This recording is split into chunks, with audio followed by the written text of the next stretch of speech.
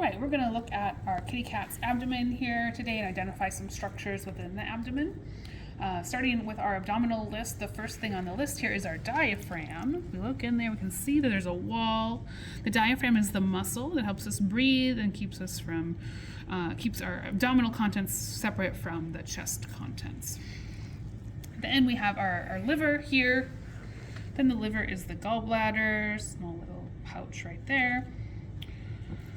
Have our greater omentum here. This one's maybe seen some better days, but for greater omentum, this is the protective covering that goes over the top of the intestine. So normally kind of keeps everything nice and clean. It attaches to our stomach as well as our spleen here. So the spleen, and then it attaches to the stomach.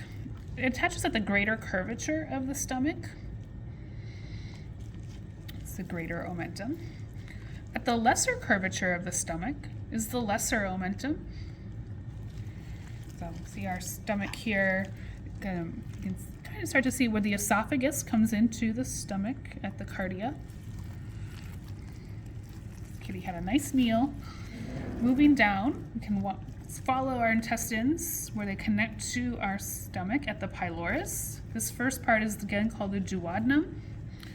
It's going to be next to our pancreas, which we can see kind of like chewed up bubble gum here.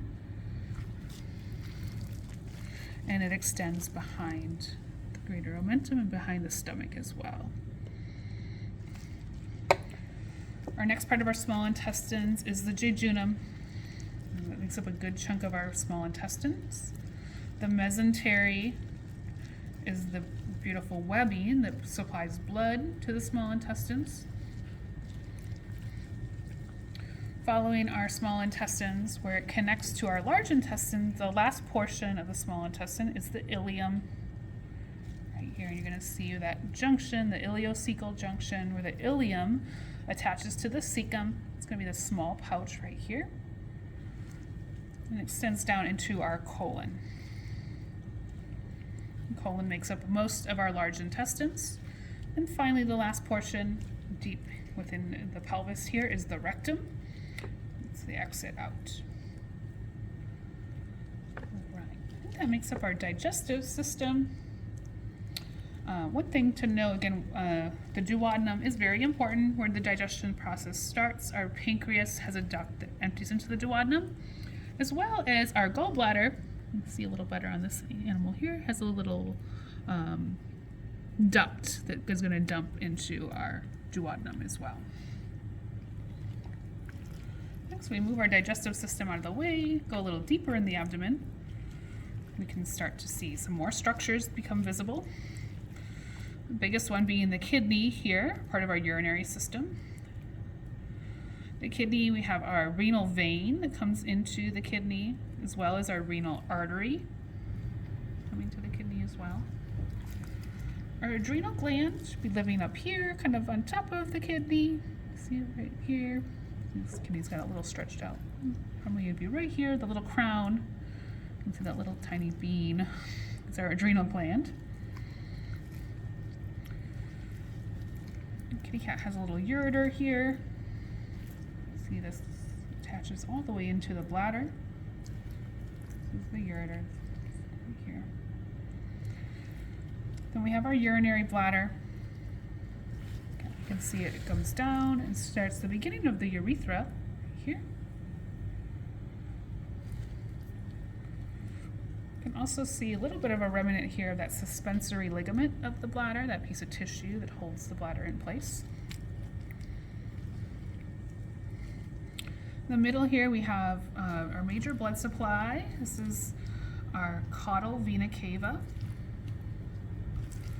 And then our abdominal aorta right next door.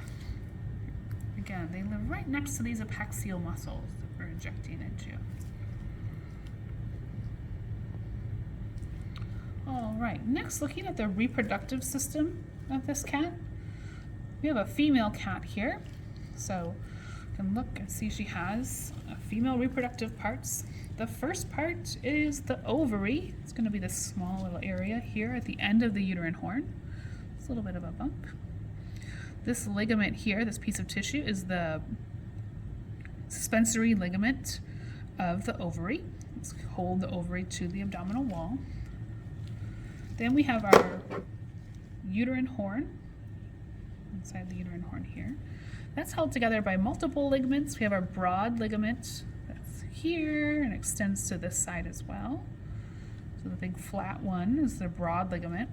The round ligament coming here across, kind of makes a little T. So that's our round ligament.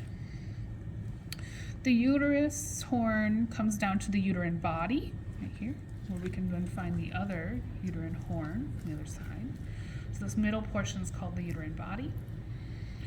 Then extends to the cervix. Sometimes we can kind of feel where the cervix is. However, it's not something you can visually tell super well. Beyond the cervix is then the vagina. It extends to the vulva here in the back of this little kitty cat. So there's your little vulva opening right here.